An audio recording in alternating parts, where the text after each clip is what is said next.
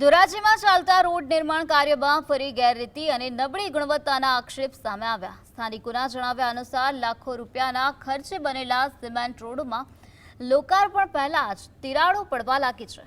નબળા મટીરીયલના વપરાશને કારણે વિકાસ કામોની ગુણવત્તા પર સવાલો ઊભા થયા છે।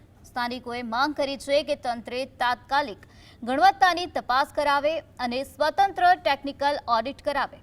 ખામી જણાય તો કોન્ટ્રાક્ટર વિરુદ્ધ આકરી કાર્યવાહી કરવામાં આવે। જનતાના ટેક્સના પૈસાનો વેડફાટ થતો અટકાવવા નગરપાલિકા તંત્ર પાસેથી પારદર્શિતા અને જવાબદારીની માંગ ઉઠી છે। જ્યાં સીસી રોડનું નવું કામ ચાલુ છે, જે 15 દિવસ નથી થયા રોડને, તો રોડમાં તિરાડો અત્યંત દેખાવા માંડી છે। ઉપર સુધી જે ચીફ ઓફિસરને લેખિત રજૂઆત અમે કરેલી હોય તોય કોન્ટ્રાક્ટર સામે કોઈ પણ જાતના પગલાં લેવામાં આવ્યા નથી કે કામમાં કોઈ જાતની તપાસ કે રિપોર્ટ કરવામાં આવતો નથી। આ કોન્ટ્રાક્ટર દ્વારા 4 સેમ્પલ જે મોકલી દે એના ઉપરથી રિપોર્ટ કરીને તૈયાર કરે છે। એ કોઈ એજન્સીમાં કોઈ તાત્કાલિક પગલાં લેવામાં આ 15 દિવસમાં જો રોડ તૂટી જતા હોય તો હવે તમે હિસાબ કરો કે આ ભ્રષ્ટાચાર કેવડી